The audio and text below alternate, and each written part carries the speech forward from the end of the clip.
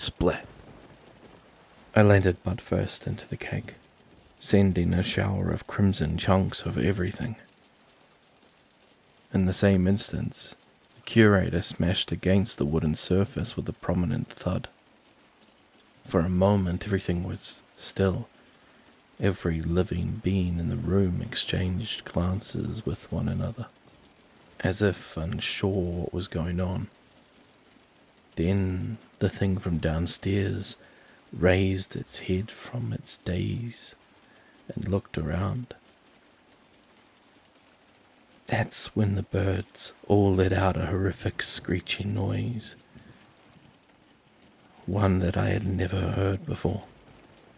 All of them in the room rushed forward and began violently thrashing at the beast. The curator wasted no time in fighting back, smashing the pathetic mascot costumes against the wall as if that's all they were. The colourful puppets began to screech and run around the room in pure anarchy, turning on one another like rabid dogs and sinking their teeth into flesh. "Run!" I yelled to my friends over the chaos. They all listened as I forced myself onto my feet. The fall had knocked the wind out of me, but landing on the cake was undoubtedly better than nothing. I dashed off the table, and we all made our way to the door. Out of the corner of my eye, I saw one of the birds starting towards us, but the curator pummeled it into the ground in an attempt to beat it to the punch. Luckily, 2 more birds behind it pinned its legs and prevented it from pursuing further. We emerged into the hall, and the 3 of them looked back at me. "Joel!" Ethan cried in triumph. "Holy shit!" I gasped for air and rested my hands on my knees. The most I could muster was a slight wave before reaching air. If I had eaten in the past few days, it would have been a very different sight. "Keep going," I gasped, urging them forward. We all turned and headed for the library doors. Daniel held back for a moment till I caught up, and then he grabbed me by the jacket, practically dragging me alongside him. "Come on, kid. You didn't get this far just to give up now." Ethan and Bear threw open the library doors, then turned back to hold them open, but I suddenly saw a look of shock spread over Bear's face. "Look out!" Daniel and I were abruptly brought to the floor as Larry tackled us from behind. He wasted no time but to jump on top of Dan and punching him over and over like a feral animal. I rolled to my knees and reached out, tearing him off and shoving him to the ground. I quickly turned back to Bear and Ethan. "The 3rd shelf on the right, blue book. Get it open now." "But Joel..." "Now." I felt bad for screaming, but my heart was about to explode out of my chest, and I was running on pure adrenaline. Larry sat up as I tried to help Dan to his feet. "Hello, Joel. Fancy seeing you here." "Dan, come on, get up." The blows Larry had gotten in had really dazed him, and he struggled to sit upright. "Just ignore me. That's okay." Larry rushed forward and grabbed my jacket, yanking me and tossing me further down the hall.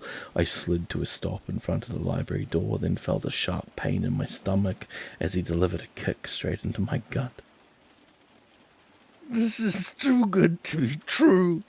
For so long, all I have wanted was revenge for what you all did to me, and now here you are.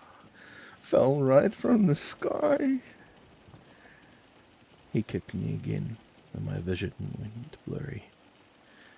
Any wind that remained in my lungs had now been fully expelled, and I felt like I was going to pass out.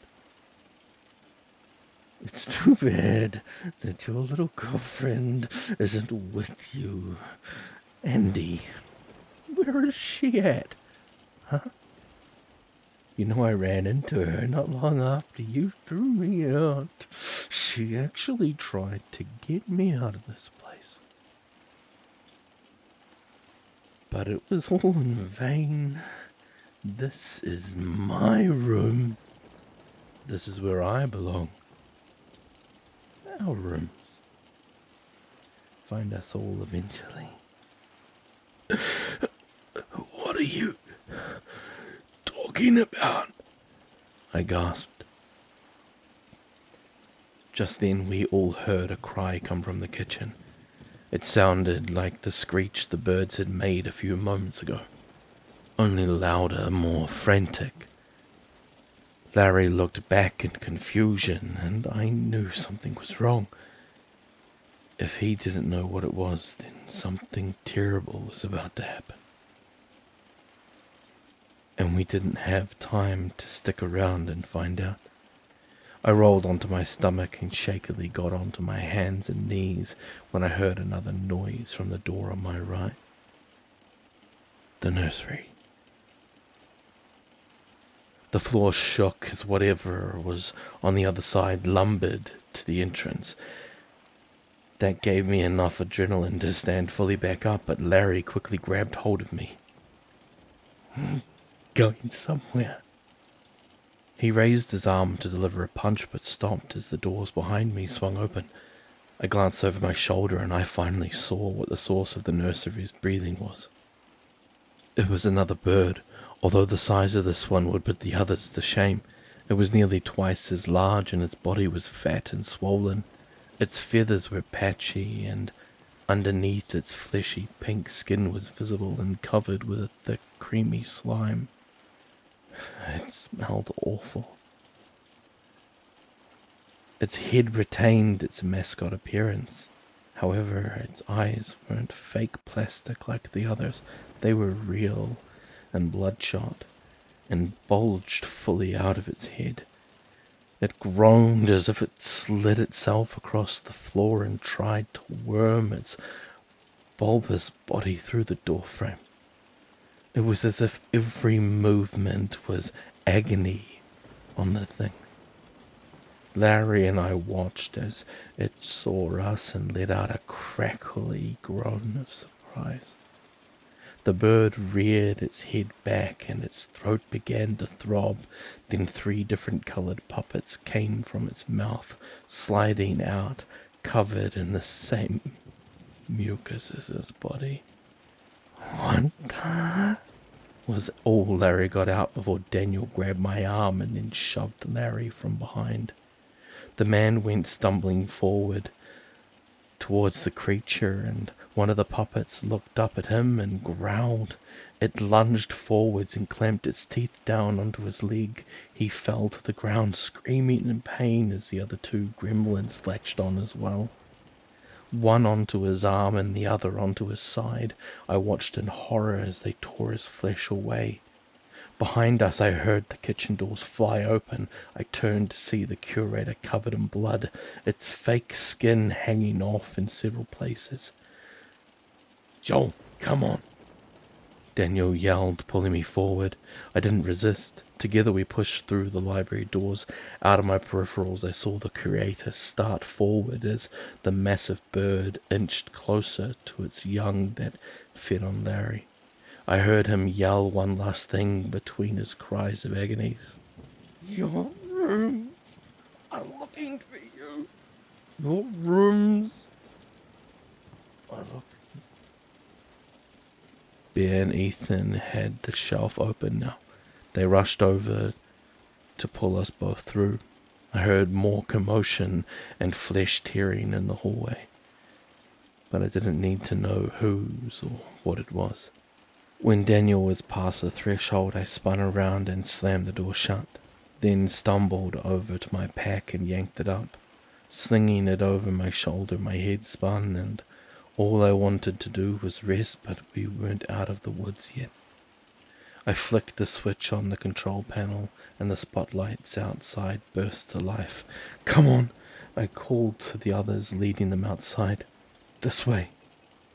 We ran out of the safe room and up the catwalk. Walking through the circle of spotlights was disorienting and blinding, but that was the point. Thankfully, I had memorized the area by heart. I led Daniel, Ethan, and Bear across the same catwalk I had called the Curator from, and together we entered the doorway on the other side. When we had stepped into the dark hallway, I turned back just in time to see the thing from downstairs climbing back over the edge of the kitchen wall. Damn it, it was still alive. However, as soon as it came face to face with the bright lights, it fell to the floor and covered its eyelids, squealing in agony. We didn't have much time. Run! I called ahead. Nobody needed to be told twice. Together the four of us took off and we didn't stop. We didn't stop when we passed the safe room. We didn't stop when we came to a crossroads. We didn't even slow down when we came to the next staircase. We just barreled down them and continued towards an unknown fate. As we did, Larry's cryptic last words echoed in my ears. Your rooms are looking for you. Your rooms are looking. When our lungs burned and our legs couldn't carry us anymore, the four of us stopped. We entered a mold and mildew-ridden room before spotting a smiley face on a nearby door, something we hadn't seen in a long time. The previous group had made it this far after all. We ducked into the room and sealed ourselves inside, panting like dogs from how far we had just run. After a moment, however, Bear used her remaining energy to stumble forward and pull me into a hug, her body trembling from a million emotions at once. After a moment, Ethan joined the embrace as well. Daniel didn't though.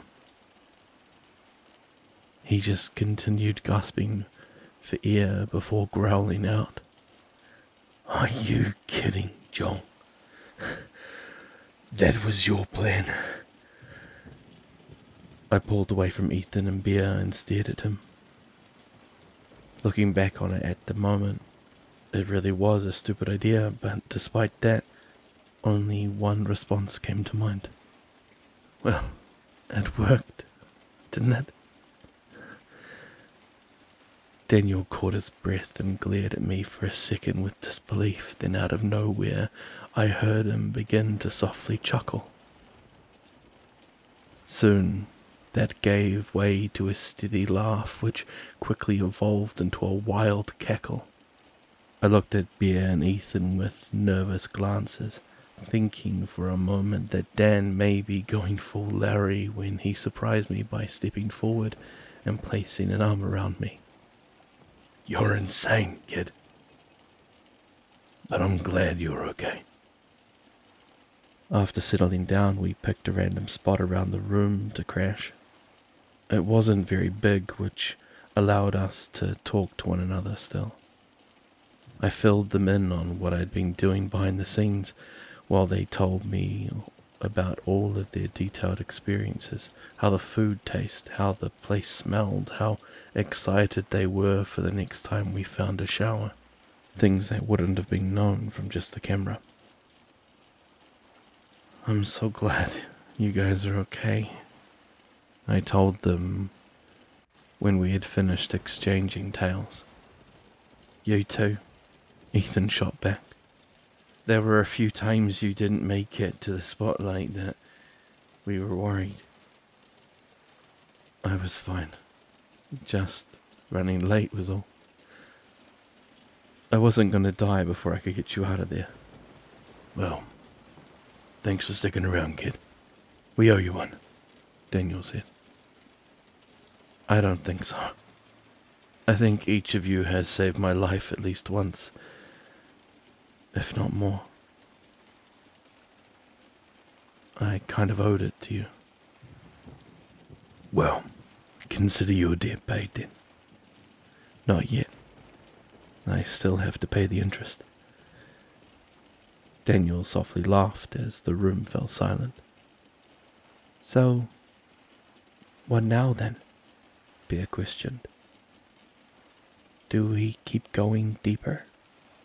"I guess so," Ethan replied. "We need to be a lot more careful from here on." Daniel told us. We've only been down here a couple of months, and already we've had a lot of close calls.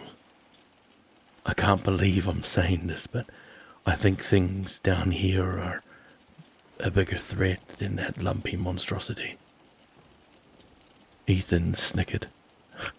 I honestly think it helped us more than it hindered us since we got down there. I'll remember that for the next time you go scavenging and have to hide, Bear told him. Oh shoot, Joel, do you even remember the route we just ran through?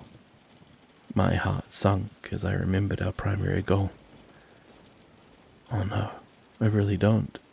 It couldn't have been that bad, right? We only made a few turns, maybe. I can go back a little bit and retrace my steps. No, it's not worth it. We can get it on the way back up. Like you said, it couldn't have been too far. Probably just a missed hole or two. For now, we should keep moving, Daniel said. Alright. In the meantime, we should all probably get some rest, I added. Nobody had any objections to that. As we lay in the darkness, I felt Bear slide close to me, and I moved to meet her. As I took her into my embrace, I felt instant peace. I was so glad she was okay. I held her tight and listened to her breathing for a moment before she whispered in my ear, I missed you. The sentence felt odd to hear, considering we had spent every day together for the past 4 years. We never really had to miss each other. But it went beyond that. Something intimate about the phrase created a pang of guilt in my heart. Guilt for memories long past. It began to constrict and strangle, but I shoved it down and focused on Bear. I really did care for her, and I really did miss her as well. I missed you too. With the stress of my friends being gone now lifted, and the lack of sleep that I had gotten the past week taking its toll, that night was the best rest I had gotten since my arrival at the house. It must have been for the others as well. All of us ended up sleeping way past the intended time. When we finally did get up and around that morning, we decided that we needed to take a day to do some serious scavenging. Unfortunately, my friends' packs had been left at the playhouse, and I had burned through most of mine during the rescue mission. That meant we had less than a fourth of the resources we needed to stay alive. Bear and Daniel paired up, going one way while Ethan and I took the other hall. It was nice to have time alone with Ethan again. We hadn't really gotten to hang out since we left the house, although the term hang out was quite a loose one. As we walked, he seemed less than his usual optimistic self, though he was quiet and spacey. And I noticed him jumping at every little pop and crack of the house settling. When we stopped in a room that looked like an old food pantry, I confronted him. Everything alright, man? Huh? You seem quiet today. Oh yeah, I'm fine. You sure? 'Cause yesterday you almost died, and you seemed more vibrant than you do now. Ethan chuckled. Yeah man, I'm alright. He trailed off, and I waited for him to continue, but he never did. You just... what? Do you think that we'll all make it down? I was severely taken aback. What? Like, to the accent. Do you think we'll all make it? Ethan, what are you talking about? I nervously laughed, trying to dispel his concerns. Of course we will. You, me, Bear have all been together since pretty much day one. We'll always have each other's backs. Plus, we have Daniel with us. He's always put the group's safety and well-being as a priority. He would never let anything like that happen. Ethan nodded but continued staring at the floor. I could tell he wasn't convinced. What's got you worried, man? My friend sighed. I don't know. I've just been having dreams. Dreams? Like, what kind of dreams? It doesn't matter. I guess being trapped in that place just really made me realize how in over our heads we are. I mean, we have no idea what could be down here or what it's capable of. And that scares me. What if we had fallen into that playhouse, and instead of those birds we got those dancers instead, or the curator? We got lucky and we still almost died. You had to risk your life to get us out of there. I won't let anything happen to you, man. That's not what I'm worried about. Ethan stopped raiding the shelves and turned back at me. I don't care if I die. I just don't want to see that happen to any of you guys. That's why I came after you and Daniel when you left. I couldn't see what happened to Andy happening to you too. My heart sunk. It won't, Ethan. We came down here to make sure that no one else has to go through what she did. I know. I know this is right. I know this is what we're supposed to be doing, but I just have this feeling that we're not all meant to make it to the end. I stared at him. I honestly didn't know how to respond.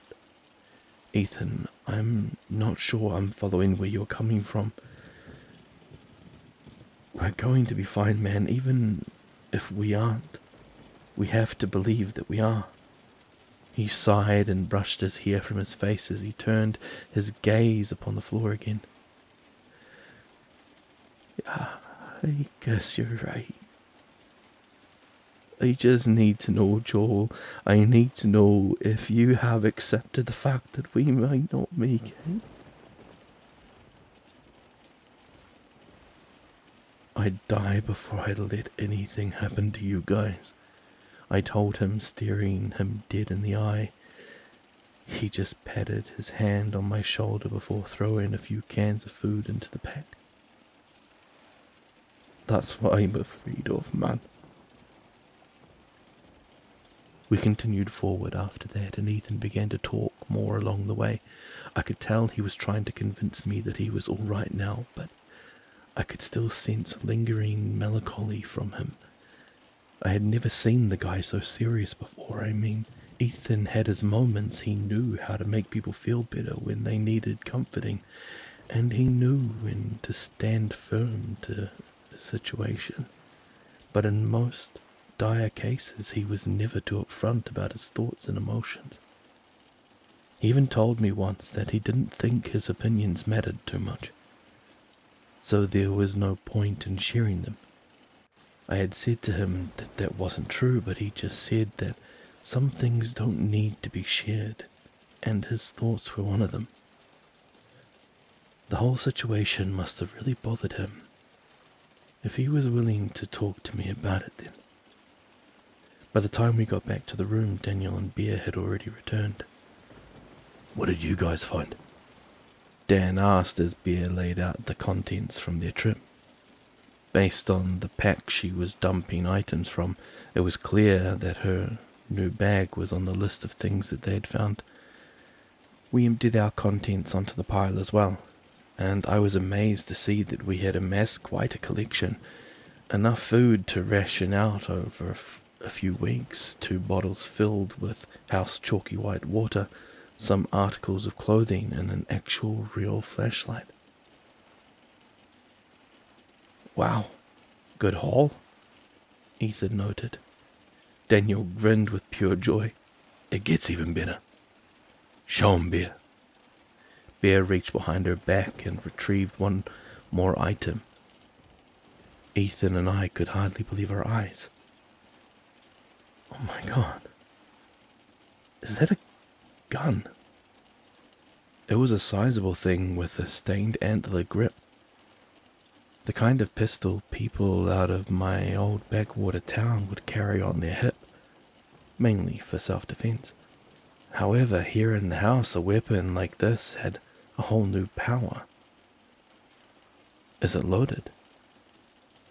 Bear nodded. 7 shots left in the magazine. When we checked the chamber, there was an empty shell inside. That's unsettling, Ethan pointed out.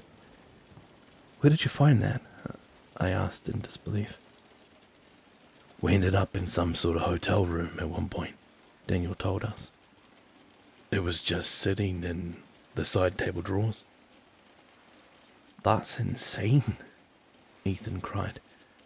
Do you know how lucky that is? Yeah, for real, I added. It's too bad that nothing around here ever stays dead.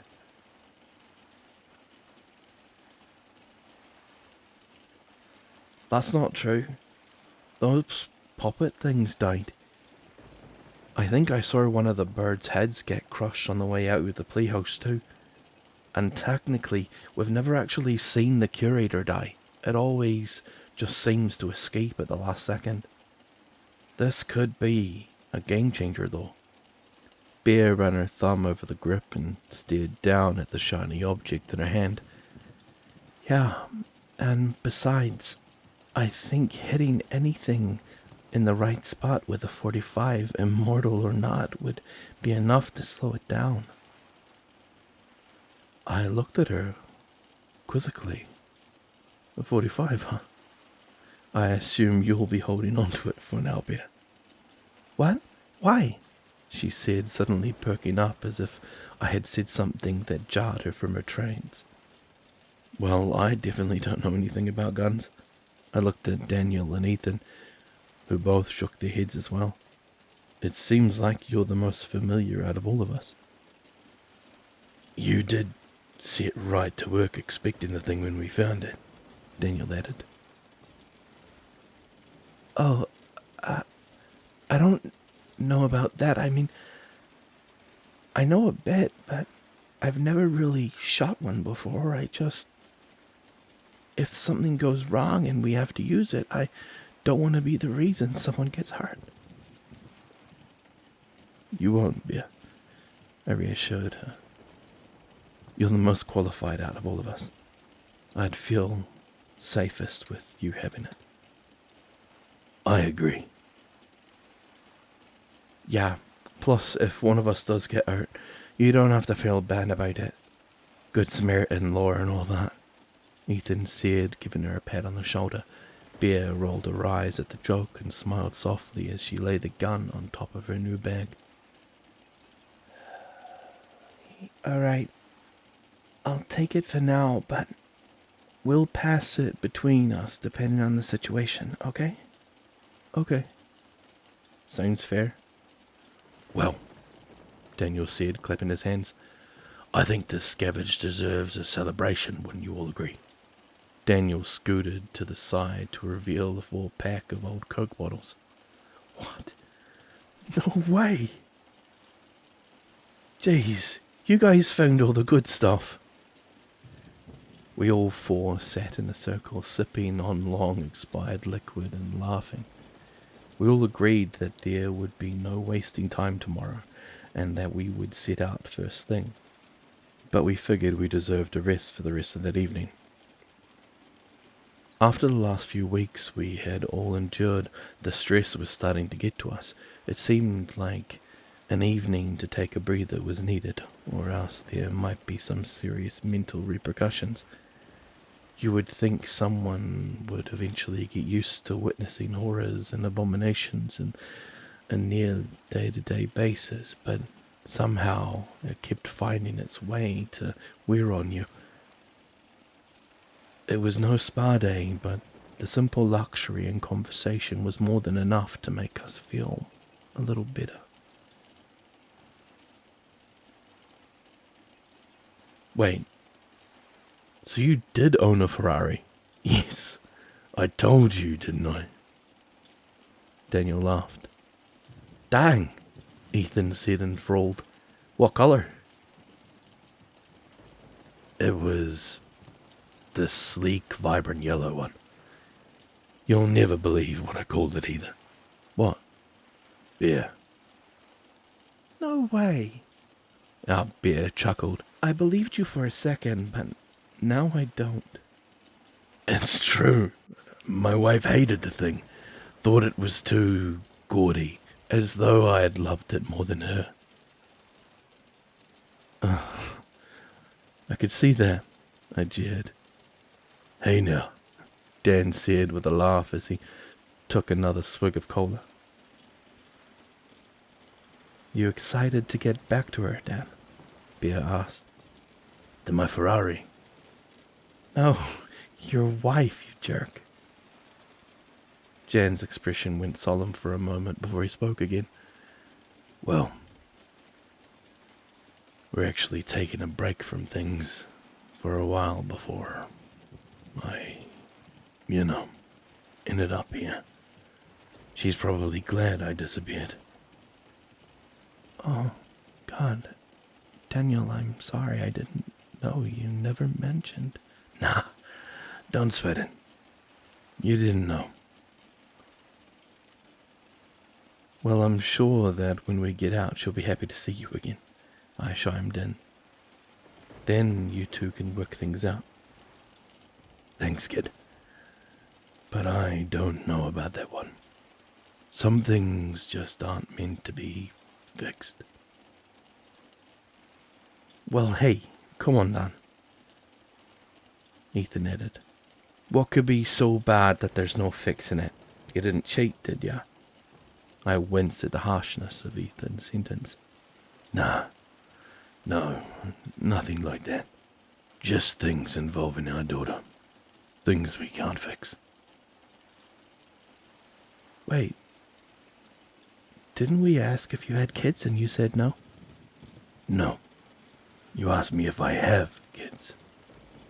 The room went stiller than a pond of water, and the floor shook from the mold crushing through it. Daniel. Dan, I'm sorry. I shouldn't have said anything. Daniel nervously laughed and rubbed the back of his neck as he sat forward. Look, Kins. It's fine, like I said. His eyes darted to the floor. You didn't know. None of us knew what to say. Our eyes just joined his focus as we all sat in complete silence. Finally, he stood. Well, I think I'm gonna go turn it in for the night. I know it's early, but I'd like to be rested for when we head out tomorrow. Dad, I don't mind if you kids want to play cards or something. Just keep it quiet, alright? Dan stood and crossed to the corner of the room and lay down, curling his body towards the wall. Bear, Ethan, and I exchanged glances, but ultimately decided it was best to leave the poor man alone. After a moment, however, Bear stood up and grabbed a blanket from our packs, then crossed over to him and gently lay it over top. He slowly reached a hand up to the edge and pulled it further over himself. We travelled onward through the house for another couple of weeks, and as we had noticed before, the time to find the next staircase was becoming increasingly long. What used to take a few hours to a day to find is now taking more than 2 full days to traverse. On top of that, the rooms seemed to grow more complex, often including the entirety of a structure's layout, with the smaller rooms cramming their way inside and connecting to open hallways and exits. It was making the map a lot more challenging to fill out, which in turn meant we had to move slower. I had already filled up the entire notebook I had brought, with furious scribbles and notes that I'd figured only I could read by this point.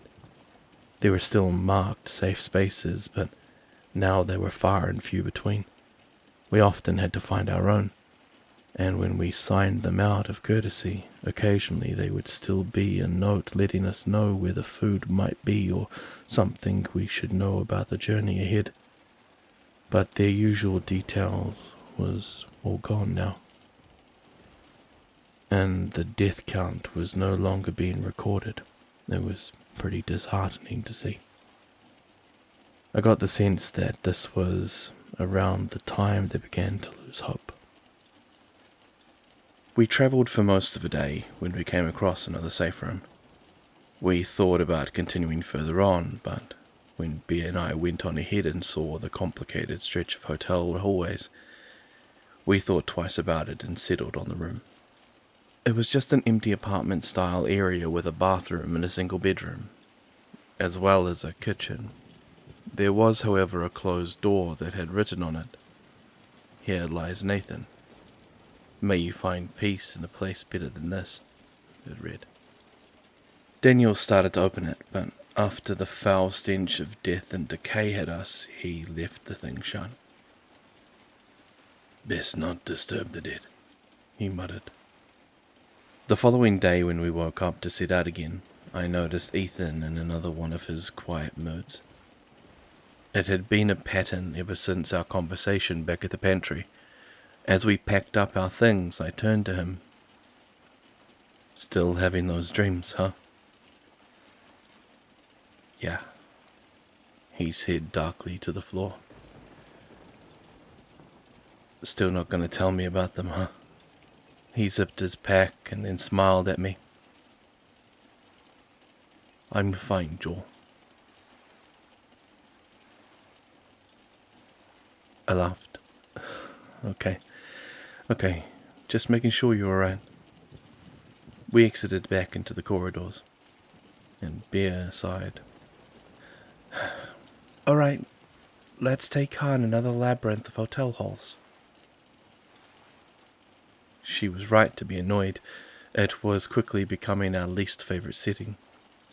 We all rounded the corner and began to move on when Bear and I stopped dead in our tracks. "What are you guys doing? Let's go." Dan beckoned. "Wait, that's not..." "What?" "That's not the way." "What do you mean?" "Bear's right. This isn't the same hallway." "What do you mean this isn't the same hallway? There's only one hallway in this direction." "Yeah, I thought you guys said that there was a hotel up ahead," Ethan noted. "Not a hospital." "There was, I swear. Yeah, Ben and I both saw it." "Maybe you were just tired and it looked different," Daniel suggested. "I mean, they're both just hallways with a lot of doors. They look similar." "No, there's no way. There was carpet, not tile, and the walls had mounted lights. There were no ceiling panels." Daniel and Ethan looked up and down the corridor and back at us, but didn't say anything. It didn't seem like they understood what a big deal this was. Bear and I could tell that something was wrong. However... "Can we please go back and go another way? I don't like this," she pleaded. "I agree. Something's not right." Daniel sighed. "You two really that torn up about this, huh?" We nodded. "Alright, there's another hall not far back. Let's take that one." We hauled it back through a couple of rooms and then took another hallway, much to the confusion of Daniel and Ethan. It may have been a small thing, and maybe B and I really had just thought it was a different site than it was, but two people hallucinating the same thing was unlikely, and on top of that, we didn't want to take any chances.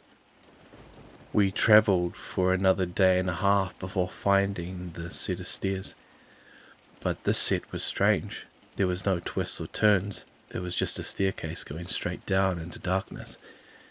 Even shining our flashlight down the steps did not allow us to see the bottom. They were clearly expensive. The wet concrete slabs were stained with rust and grime, and the sound of our footsteps echoed frantically throughout the stone corridor as we descended. About halfway down, a slight feeling of hope began to grow in my heart. This was taking us deep. Maybe we were close to the exit. Perhaps all of this was coming to an end soon. Finally, the beam from our light shone across the bottom of the steps where the door sat on the wall. We swung it open, and the hope that had in my heart quickly gave way to utter confusion. For a moment, I didn't even think we were inside anymore. The room was massive. No, that was an understatement. The room was gargantuan, with the only wall holding the door we stepped out of being visible. Every other wall was either too far or stretched too high up to see. Looking in any direction yielded unending darkness that consumed the glow from our flashlights after a dozen yards or so. We currently stood on a small metallic bridge that, after the catwalk situation, I was eager to step off of. Before us was a pit of even more void. However, when we shone our lights down, we could barely make out the glint of a shiny surface. It took us a moment to realize it was black, still water. The bridge led over a long stretch of pool below, before joining a concrete mass that ran so large and vast that it was swallowed up by the shadows. There was nothing to do but go forward. "Oh my God," Bear said in pure amazement. "What the... Is this still the house?" I asked. "I think so," Dan replied. Ethan stood back, keeping the door held open. It was a habit we had developed in case of his next sentence. "Guys, there's no handle on this one. Once we go in, there's no way back out. Do we have anything to prop it open with?" "Let me see." He slung his bag from his shoulder and began shifting through. Eventually he held up an old book that he had brought along with him. This one was boring anyway." He opened it up and wedged the pages beneath the crack of the door. "So, do we just keep going?" Bear asked. Daniel shrugged. "I suppose so. There's not much else we can do if the stairs brought us here." "Everyone, just stay on alert. This is new. We don't know what might be down here," I told them. Slowly we crossed the rickety metal bridge. My heart pounded with every step as I got flashbacks to the playhouse. Thankfully we made it across without anything giving out on us. When we had reached the landmass on the other side of the moat, we were suddenly more confused. The catwalk stepped off directly into the middle of an asphalt road, yellow painted lines and everything. To its edges, perfect sidewalks were built. Beyond those, grass. I stepped to the lawn and bent over, unable to believe what I was seeing. However, once I ran my fingers to it, I realized how such green blades could grow in the dark. "It's fake turf," I called to my friends. "Okay, this is seriously weird," Bear said. Just then my watch began to beat, alerting us that it was nighttime above. Then something strange happened. Ahead, lining the road one by one, orange fluorescent streetlights began to flick on. They illuminated not only the road, but something else that lay beyond. Houses. A suburban neighborhood. full of cookie-cutter homes painted various shades of green, orange, blue, and yellow. Yay, Ethan nervously choked. We're home.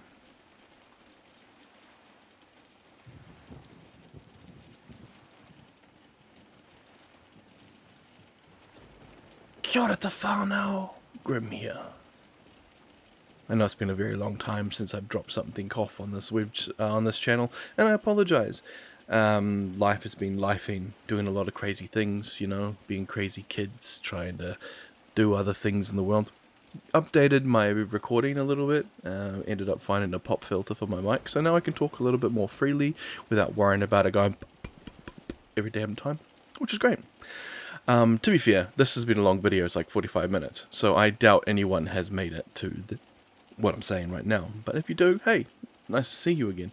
I've got a couple of really cool things that I've been planning real hard to kind of get released that I should hopefully have up in the next couple of weeks. These are some projects that I'm really interested in, things that I've been really wanting to do for a while. So hopefully when it does come up, you guys will be there to enjoy it and go along with us. Now this has been part 11 of a 20-part series. I'm going to do my absolute best to start pumping that out again. I got, 13 more episodes to go. So I will be doing my best to get that up, and then I'll upload them all as one mass video, which will probably be like an 8-hour long video with how all of this is going, probably even longer, so you'll have a lot to listen to when we get to there. But hey, I've spoken too much. Again, no one's probably here at this point, but if you make it, just hey, thank you very much for coming back and having a quick listen to one of these videos. It means a lot. And if you do get a chance, like and subscribe, helps the channel out, you know, the usual. And yeah, wherever you are, have an amazing night or day. And I'm Grim, who is now signing off.